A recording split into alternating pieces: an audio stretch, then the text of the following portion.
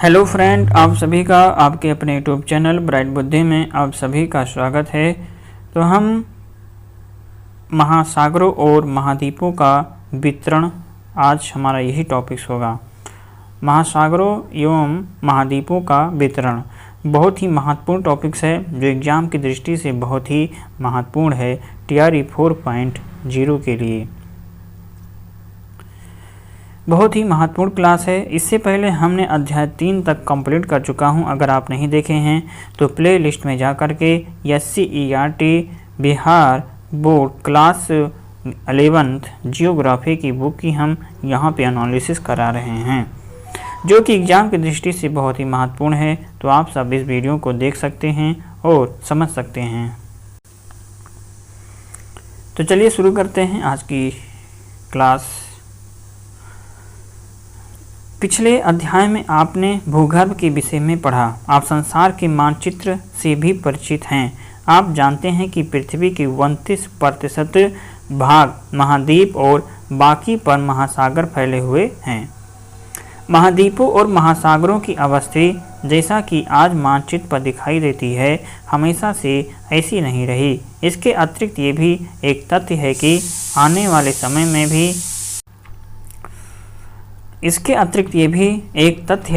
वाले समय में भी महाद्वीप व महासागरों की स्थिति आज जैसी नहीं रहेगी।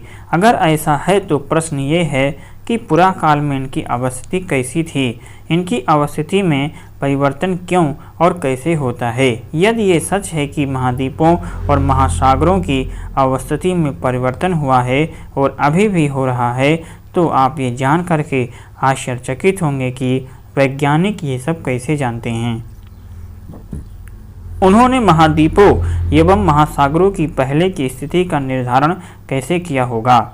इन्हीं प्रश्नों के उत्तर और इनसे संबंधित प्रश्न ही इस अध्याय का विषय है। महाद्वीपीय प्रवाह। अटलांटिक महासागर तटरेखा की आकृति को ध्यान से देखें। अटलांटिक महासागरीय तटरेखा की आकृति को ध्यान से देखें। इस महासागर के दोनों तरफ की तटरेखा में आश्चर्यजनक सममिति है और इसी समानता के कारण बहुत से वैज्ञानिकों ने दक्षिण व उत्तर अमेरिका तथा यूरोप व अफ्रीका की एक साथ जुड़े होने की संभावना को व्यक्त किया। विज्ञान के इतिहास के ज्ञात अभिलेखों से पता चलता है कि 1596 में एक डच मानचित्रवेत्ता अब्राहम आर्टेलियस ने सर्वप्रथम संभावना को व्यक्त किया था। एंटोनियो पेलेग्रिनी एक मानचित्र बनाया जिसमें तीनों महाद्वीपों को इकट्ठा दिखाया था। जर्मन मौसमविद अल्फ्रेड वेगनर ने महाद्वीपीय विस्थापन सिद्धांत सन 1912 में प्रस्तुत किया था।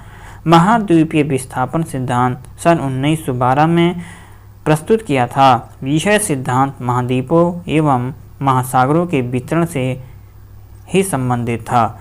इस सिद्धांत की आधारभूत संकल्पना ये थी कि सभी महाद्वीप एक अकेले भूखंड से जुड़े हुए थे। वेगनर के अनुसार आज के सभी महाद्वीप इस भूखंड के भाग थे तथा यह एक बड़े महासागर से घिरा हुआ था। उन्होंने इस बड़े महाद्वीप को पैंजिया का नाम दिया। पैंजिया का अर्थ है संपूर्ण पृथ्वी।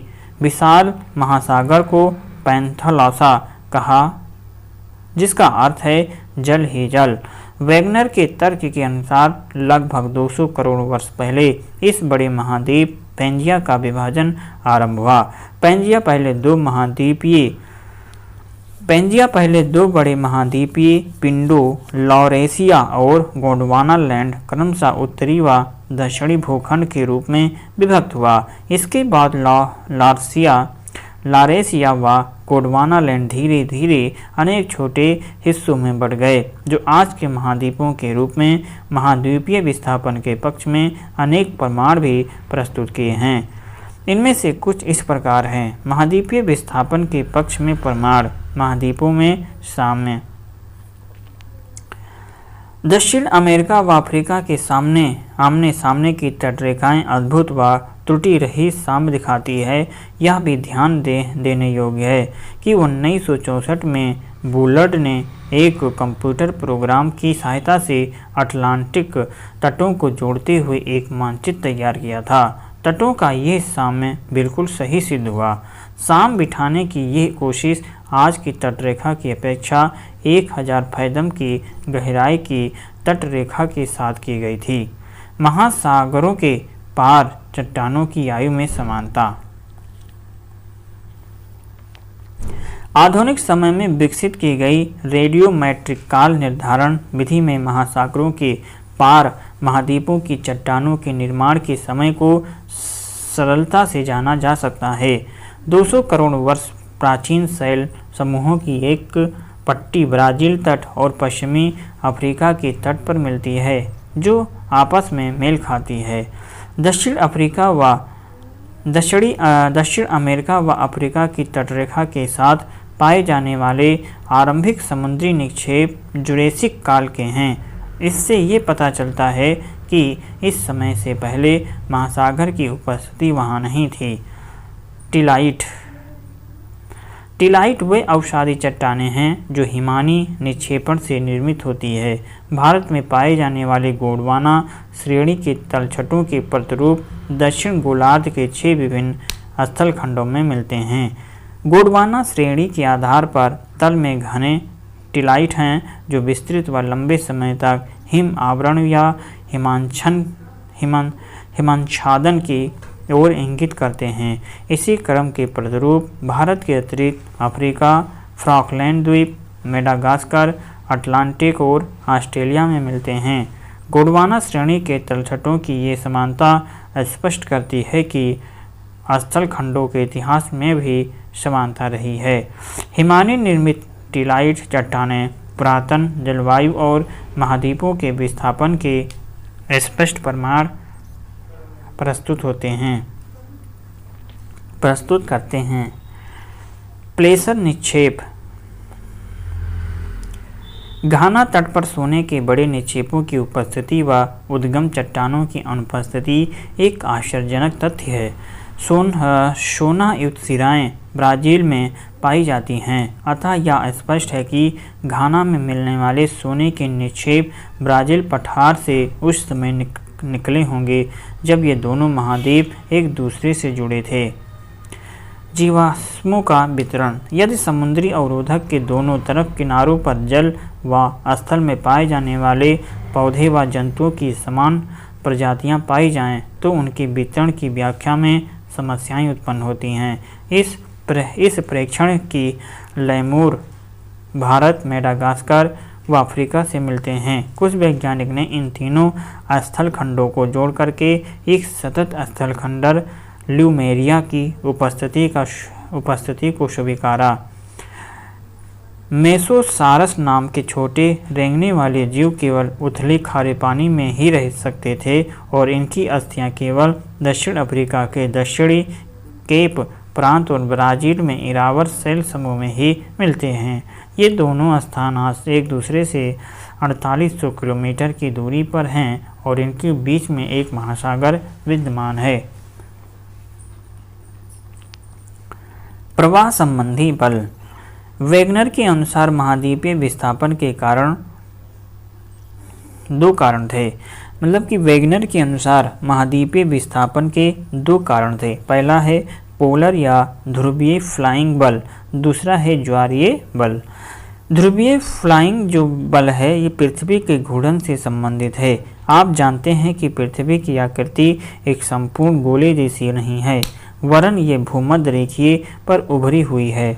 ये उभार पृथ्वी के घूर्णन के कारण है। और दूसरा बल जो वैगनर महोदय ने सुझाया वह ज्वारीय बल है, जो सूर्य व चंद्रमा के आकर्षण से संबंध है, जिससे कि महासागरों में ज्वार पैदा होते हैं। वैगनर का मानना था कि करोड़ों वर्षों के दौरान ये बल प्रभावशाली होकर के विस्थापन के लिए सक्षम हो गए। यद्यपि बहुत से वैज्ञानिक इन दोनों ही बलों को महाद्वीपीय विस्थापन के लिए सर्वथा अपर्याप्त समझते हैं। संवहन के द्वारा सिद्धांत। 1930 के दशक में आर्थर होम्स ने मेटल भाग में संवहन धाराओं के प्रवाह की संभावना व्यक्त की। ये धाराएं रेडियोएक्टिव तत्वों से उत्पन्न ताप भिन्नता से मेटल भाग में उत्पन्न होती हैं। होम्स ने तर्क दिया कि पूरे मेटल भाग में इस प्रकार की धाराओं का तंत्र विद्यमान है। ये उन प्रवाह बलों की व्याख्या प्रस्तुत करने का प्रयास था जिसके आधार पर समकालीन वैज्ञानिकों ने महाद्वीपीय विस्थापन सिद्धांत को नकार दिया। महासागरीय अधःस्थल का मानचित्रण। महासागरीय अधःस्थल का मानचित्रण महासागरों की बनावट और आकार पर विस्तृत शोध यह स्पष्ट करते हैं।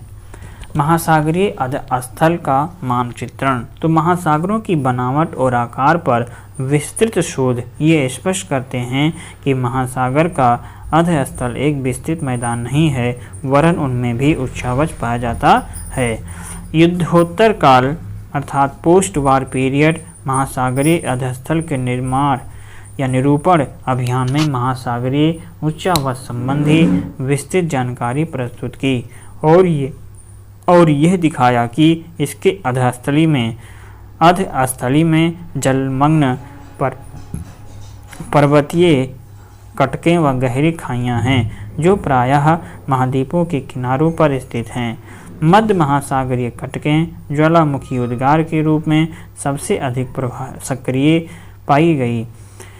महासागरीय परपटी की चट्टानों के काल निर्धारण ने तथ्य स्पष्ट कर दिया कि महासागरों के नितल की चट्टानें महासागरीय भागों में पाई जाने वाली चट्टानों की अपेक्षा नवीन है। महासागरीय कटक के दोनों तरफ की चट्टानें जो कटक से बराबर दूरी पर स्थित हैं, उनकी आयु व रचना में भी आश्चर्यजनक समानता पाई जाती है। महासागरीय अधःस्थल की बनावट। इस भाग में हम महासागरीय तल की बनावट से संबंधित कुछ ऐसे तथ्यों का अध्ययन करेंगे जो महासागर व महाद्वीपों के वितरण को समझने में मददगार होंगे। महासागरीय तल की आकृति अध्याय 13 में विस्तृत से वर्णित है। गहराई व उच्चावच के प्रकार के आधार पर महासागरीय तल को 3 प्रमुख भागों में विभाजित किया गया है। पहला है महाद्वीपीय सीमा, दूसरा है गहरे समुद्री बेसिन और तीसरा है मध्य सागरीय कटक। महाद्वीपीय सीमा ये महाद्वीपीय किनारों और गहरे समुद्री बेसिन के बीच का भाग है। इसमें महाद्वीपीय मग्न तट, महाद्वीपीय ढाल, महाद्वीपीय उभार और गहरी महासागरीय खाइयाँ आदि शामिल हैं। महासागरों व महाद्वीपों के वितरण को समझने के लिए गहरी महासागरीय खाइयों के क्षेत्र विशेष महत्वपूर्ण और रोचक हैं। वितलीय मैदान ये विस्तृत मैदान महाद्वीपीय तटों व मध्य सागरीय कटकों के बीच पाए जाते हैं। वितलीय मैदान वो क्षेत्र है जहां महाद्वीपों से बहाकर लाए गए अवसाद इनके तटों से दूर निक्षेपित होते हैं। मध्य महासागरीय कटक मध्य महासागरीय कटक आपस में जुड़े हुए पर्वतों की एक श्रृंखला बनाती है। महासागरीय जल में डूबी हुई यह पृथ्वी के धरातल पर पाई जाने वाली संभवतः सबसे लंबी पर्वत श्रृंखला है। इन कटकों के मध्यवर्ती शिखर पर एक रिफ्ट, एक प्रभाजक पठार और इसकी लंबाई के साथ साथ पार्श्वमंडल इसकी विशेषता है। मध्यवर्ती भाग में उपस्थित द्रोणी वास्तव में सक्रिय ज्वालामुखी क्षेत्र है। पिछले अध्याय में मध्य महासागरीय ज्वालामुखी के रूप में ऐसे ज्वालामुखियों की जानकारी दी गई। भूकंप व ज्वालामुखी का वितरण। भूकंपीय गतिविधि और ज्वालामुखी वितरण का दिए गए मानचित्र 4.5 आ और ब में अध्ययन करें। आप अटलांटिक महासागर के मध्यवर्ती भाग में तट रेखा के लगभग समानांतर एक बिंदु रेखा देखेंगे। यह आगे हिंद महासागर तक जाती है और भारतीय उपमहाद्वीप के थोड़ा दक्षिण में यह 2 भागों में बढ़ जाती है, जिसकी एक शाखा पूर्वी अफ्रीका की ओर चली जाती है और दूसरी म्यांमार से होती हुई न्यू गिनी पर एक ऐसी ही रेखा से मिल जाती है। गंभीर भूकंप क्षेत्र और छिछले भूकंप केंद्र, ज्वालामुखी उद्गार और तप्त रेखा भूकंप व ज्वालामुखी का वितरण। यहाँ पर लिखा है कि कहाँ पे मिल रेखाएं जो होती हैं मिल जाती हैं। आप ये पाएंगे कि यह बिंदु रेखा मध्य महासागरीय कटकों के समरूप है और भूकंपीय संकेंद्रण का दूसरा छेद छायांकित मेखला के माध्यम से दिखाया गया है, जो अल्पाइन हिमालय श्रेणियों के और प्रशांत महासागरीय किनारों के समरूप है। सामान्यतः मध्य महासागरीय कटकों के क्षेत्र में भूकंप के उद्गम केंद्र कम गहराई पर हैं, जबकि अल्पाइन हिमालय पट्टी व प्रशांत महासागरीय किनारों पर ये केंद्र अधिक गहराई पर हैं। ज्वालामुखी मानचित्र भी इसी का अनुकरण करते हैं और महासागरीयों के किनारों को सक्रिय ज्वालामुखी के क्षेत्र होने के कारण रिंग ऑफ फायर भी कहा जाता है। सागरीय अधःस्थल का विस्तार। जैसा कि ऊपर वर्णन किया गया है कि प्रवाह उपरांत अध्ययनों ने महत्वपूर्ण जानकारी प्रस्तुत की, जो वैगनर के महाद्वीपीय विस्थापन सिद्धांत के समय उपलब्ध नहीं था। चट्टानों के पुनःचुंबकीय अध्ययन और महासागरीय तल के मानचित्रण ने विशेष रूप से निम्न तथ्यों को उजागर किया है। पहला है कि ये देखा गया कि मध्य महासागरीय कटकों के साथ साथ ज्वालामुखी उद्गार सामान्य क्रिया है और यह उद्गार इस क्षेत्र में बड़ी मात्रा में लावा बाहर निकालते हैं। दूसरा है महासागरीय कटक के मध्य भाग के दोनों तरफ समान दूरी पर पाई जाने वाले चट्टानों के निर्माण का समय, संरचना, संगठन और चुंबकीय गुणों में समानता पाई जाती है। महासागरीय कटकों के समीप के चट्टानों में समान चुंबकत्व पाई जाती है तथा ये चट्टानें नवीनतम हैं। कटकों के शीर्ष से दूर चट्टानों की आयु भी अधिक है। तीसरा है कि महासागरीय परपटी की चट्टानें महाद्वीपीय परपटी की चट्टानों की अपेक्षा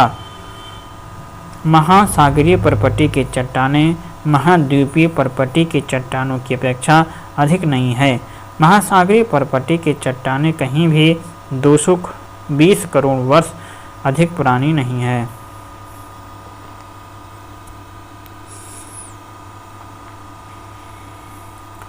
चौथा है कि गहरी खाइयों में भूकंप के उद्गम अधिक गहराई पर हैं, जबकि मध्य महासागरीय कटकों के क्षेत्र में भूकंप उद्गम केंद्र कम गहराई विद्यमान है। इन तथ्यों और मध्य महासागरीय कटकों के दोनों तरफ के चट्टानों के चुंबकीय गुणों के विश्लेषण के आधार पर हेस ने सन 1961 में एक कल्पना प्रस्तुत की, जिसे सागरीय अधःस्थल विस्तार के नाम से जाना जाता है। हेस के तर्कानुसार महासागरीय कटकों के शीर्ष पर लगातार ज्वालामुखी उद्भेदन से महासागरीय परपटी में विभेदन हुआ और नया लावा इस दरार को भर करके महासागरीय परपटी को दोनों तरफ धकेल रहा है। इस प्रकार महासागरीय अधःस्थल का विस्तार हो रहा है। महासागरीय परपटी का अपेक्षाकृत नवीनतम होना और इसके साथ ही एक महासागर में विस्तार से दूसरे महासागर के न सिकुड़ने पर हेस ने महासागरीय परपटी के क्षेपण की बात कही। हेस के अनुसार यदि ज्वालामुखी परपटी से नई परपटी का निर्माण होता है तो दूसरी तरफ महासागरीय गर्तों में इसका विनाश भी होता है। 4.3 सागरीय तल विस्तार की मूलभूत संकल्पना को दिखाया गया है। प्लेट विवर्तनिकी अर्थात सागरीय तल विस्तार अवधारणा के पश्चात विद्वान की महाद्वीपों व महासागरों के वितरण के अध्ययन में फिर से रुचि पैदा हुई। सन 1967 में मैककेंजी, पास्कर और मॉर्गन ने स्वतंत्र रूप से उपलब्ध विचारों को समन्वित कर अवधारणा प्रस्तुत की, जिसे प्लेट विवर्तनिकी कहा गया। एक विवर्तनिक प्लेट, जिसे लिथोस्फेरिक प्लेट भी कहा जाता है, ठोस अवस्था का विशाल व अनियमित आकार का खंड है जो महाद्वीपीय व महासागरीय स्थल मंडलों से मिलकर के बना है। ये प्लेट दुर्बलता मंडल पर एक दृढ़ इकाई के रूप में क्षैतिज अवस्था में चलायमान है। स्थल मंडल में परपटी एवं ऊपरी मेटल को सम्मिलित किया जाता है, जिसकी मोटाई महासागर में 5 से 100 किलोमीटर और महाद्वीपीय भागों में लगभग 200 किलोमीटर है। एक प्लेट को महाद्वीपीय या महासागरीय प्लेट भी कहा जा सकता है, जो इस बात पर निर्भर है कि उस प्लेट का अधिकतर भाग महासागर अथवा महाद्वीप से संबंध है।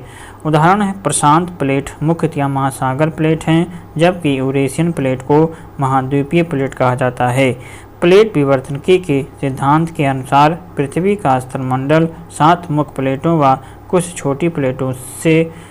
छोटी प्लेटों में विभक्त है। नवीन वलित पर्वत श्रेणियाँ, खाइयाँ और भ्रंश इन मुख्य प्लेटों को सीमांकित करते हैं।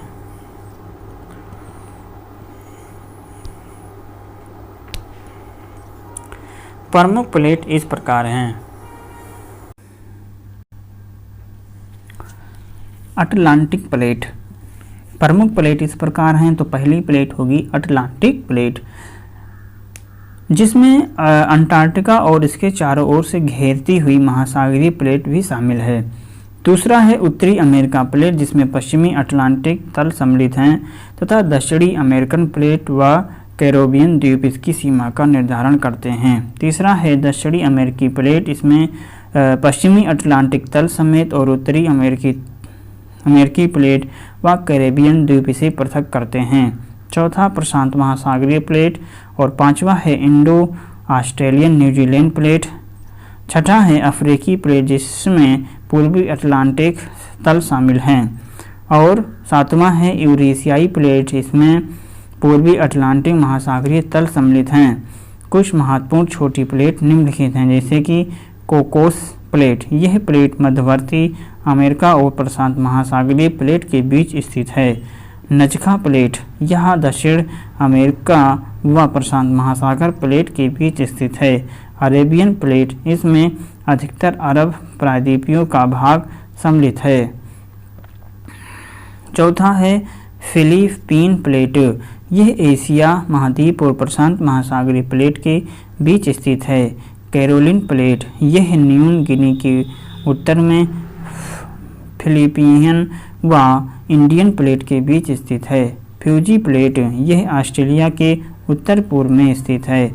ग्लोब पर ये प्लेट पृथ्वी के ऊपरी इतिहास काल में लगातार विचरण कर रही हैं। वैगनर की संकल्पना के केवल महाद्वीपीय गतिमान हैं, सही नहीं है। महाद्वीप एक प्लेट का हिस्सा है और प्लेट चलायमान है। यह एक निर्विवाद तथ्य है कि भूवैज्ञानिक इतिहास में सभी प्लेट गतिमान रही हैं और भविष्य में भी गतिमान रहेंगी। चित्र में 4.4 में विभिन्न कालों में महाद्वीपीय भागों की स्थिति को दर्शाया गया है। वैगनर के अनुसार आरंभ में सभी महाद्वीपों से मिलकर बना एक सुपर महाद्वीप पैंजिया के रूप में विद्यमान था। यद्यपि बाद की खोजों ने यह स्पष्ट किया कि महाद्वीपीय पिंड जो प्लेट के ऊपर स्थित हैं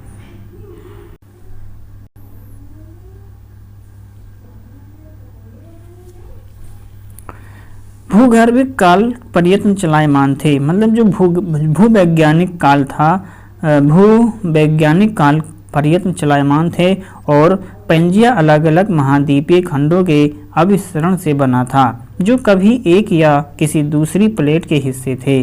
पुराचुंबकीय आंकड़ों के आधार पर वैज्ञानिकों ने विभिन्न भूकालों में प्रत्येक महाद्वीपीय खंड की अवस्थिति निर्धारित की।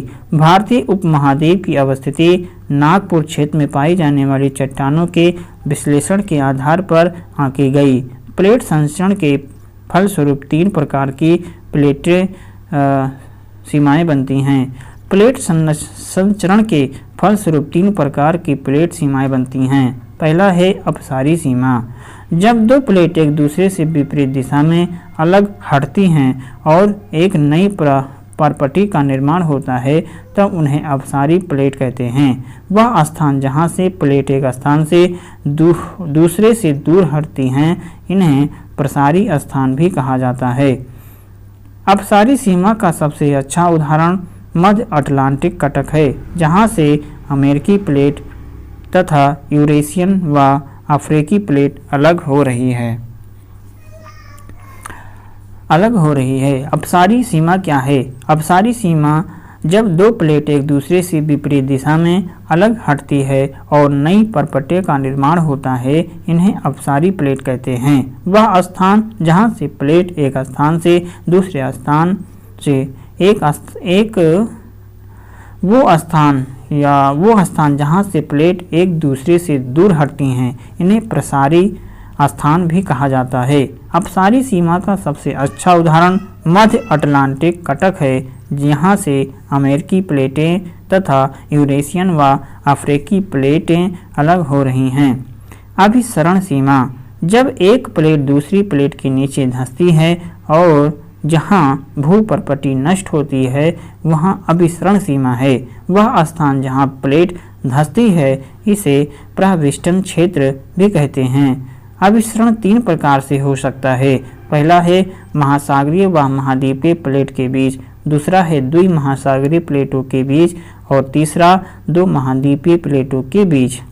रूपांतर सीमा जहाँ ना तो नई परपटी का निर्माण होता है और ना ही परपटी का विनाश होता है, उन्हें रूपांतर सीमा कहते हैं। रूपांतर सीमा किसे कहते हैं? यहाँ जहाँ ना तो परपटी का निर्माण होता है और ना ही परपटी का विनाश, उन्हें रूपांतर सीमा कहते हैं। इसका कारण है कि इस सीमा पर प्लेटें एक दूसरे के साथ साथ क्षैतिज दिशा में सरक जाती हैं। रूपांतर भ्रष्ट 2 प्लेटों को अलग करने वाले तल हैं जो सामान्यतः मध्य महासागरीय कटकों से लंबवत स्थिति में पाए जाते हैं, क्योंकि कटकों के शीर्ष पर एक ही समय में सभी स्थानों पर ज्वालामुखी उद्गार नहीं होता है। ऐसे में पृथ्वी के अक्ष से दूर प्लेटों के हिस्से विभिन्न प्रकार से गति करते हैं। इसके अतिरिक्त पृथ्वी के घूर्णन का भी प्लेट के अलग खंडों पर भिन्न प्रभाव पड़ता है।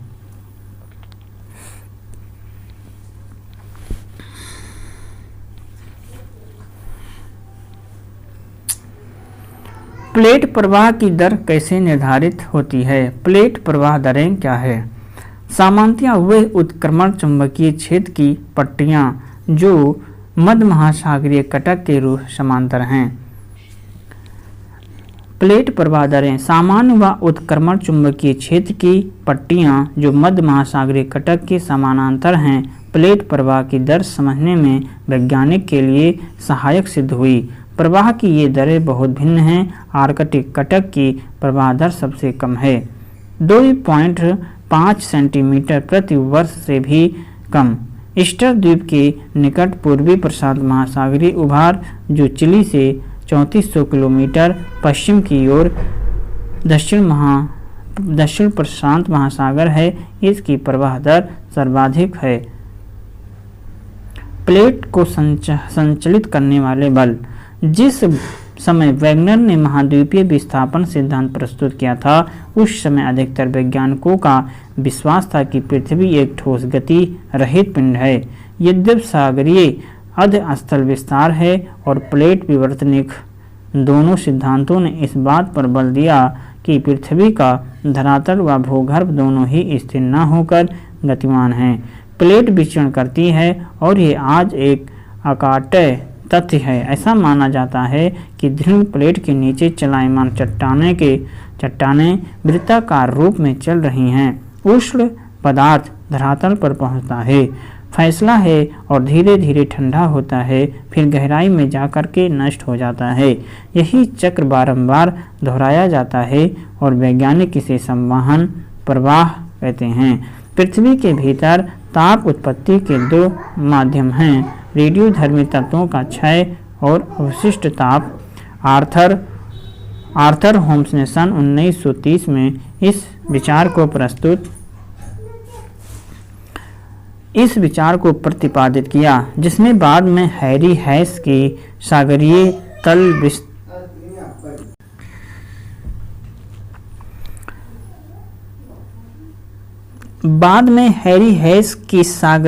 का विस्तार और सागरीय तल विस्तार अवधारणा को प्रस्तुत किया। और दृढ़ प्लेटों के नीचे दुर्बल व उष्ण मेटल हैं जो प्लेट को प्रभावित करती हैं।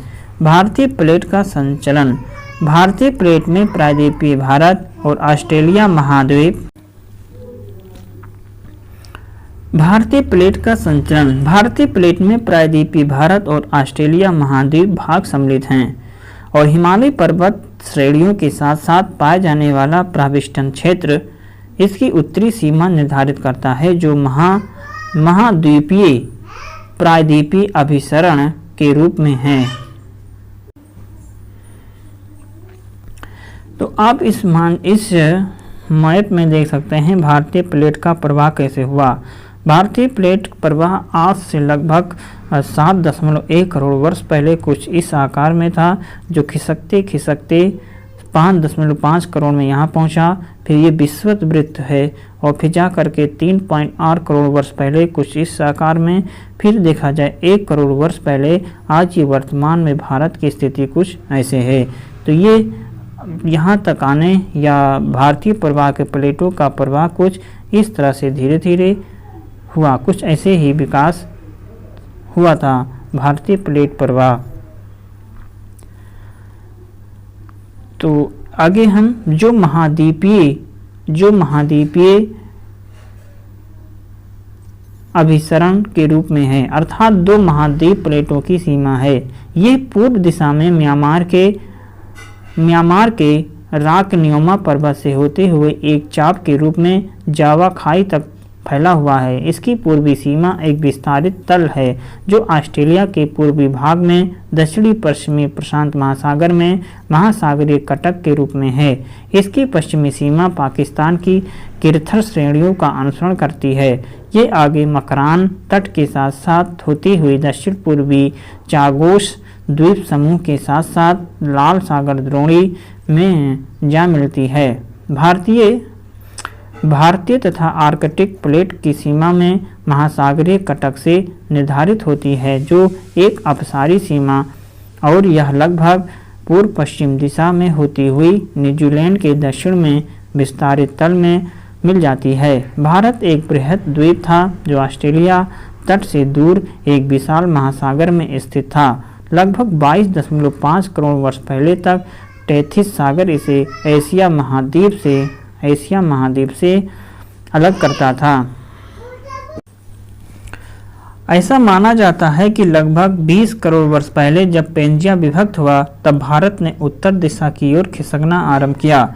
लगभग 4 से 5 करोड़ वर्ष पहले भारत एशिया से टकराया व परिणामस्वरूप हिमालय पर्वत का उत्थान हुआ। 7.1 करोड़ वर्ष पहले से आज तक की भारत की स्थिति मानचित्र 4.6 में दिखाई गई है कि आरेख 4.6 भारतीय उपमहाद्वीप व यूरेशियन प्लेटों की स्थिति भी दर्शाता है। आज से लगभग 14 करोड़ वर्ष पहले ये उपमहाद्वीपीय सुदूर दक्षिण में 50 डिग्री दक्षिणी अक्षांश पर स्थित था। इन 2 प्रमुख प्लेटों को टेथिस सागर अलग करता था और तिब्बती खंड एशियाई स्थलखंड के करीब था। भारतीय प्लेट की एशियाई प्लेट की तरफ प्रवाह के दौरान एक प्रमुख घटना घटी, वो थी लावा प्रवाह से दक्कन ट्रैप का निर्माण होना। ऐसा लगभग 6 करोड़ वर्ष पहले आरंभ हुआ और एक लंबे समय तक यह जारी रहा। याद रहे कि उपमहाद्वीपीय तब भी भूमध्य स्थल रेखा के निकट था, लगभग 4 करोड़ वर्ष पहले, और इसके पश्चात हिमालय की उत्पत्ति आरंभ हुई। वैज्ञानिकों का मानना है कि यह प्रक्रिया अभी भी जारी है और हिमालय की ऊंचाई अब भी बढ़ रही है। और इसी के साथ यह अध्याय समाप्त होता है। तो बताना है कि निम्न में से किसने सर्वप्रथम यूरोप, अफ्रीका व अमेरिका के साथ स्थित होने की संभावना व्यक्त की है। Alfred Wegener, Antonio Pellegrini, Abraham Ortelius या एडमंड हैस ने। पोलर फ्लाइंग बल निम्नलिखित में से किससे संबंधित है? पोलर फ्लाइंग बल पृथ्वी का परिक्रमण से, गुरुत्वाकर्षण से, पृथ्वी के घूर्णन से या फिर ज्वारीय बल से। इनमें से कौन लघु प्लेट नहीं है? सागरीय अधस्थल विस्तार सिद्धांत की व्याख्या करते हुए हेस ने निम्न में से किस अवधारणा पर विचार नहीं किया? और लास्ट क्वेश्चन है कि निम्न हिमालय पर्वत के साथ भारतीय प्लेट की सीमा किस तरह की प्लेट सीमा है? महासागरीय, महाद्वीपीय, अभिसरण, अपसारी सीमा, रूपांतर सीमा या फिर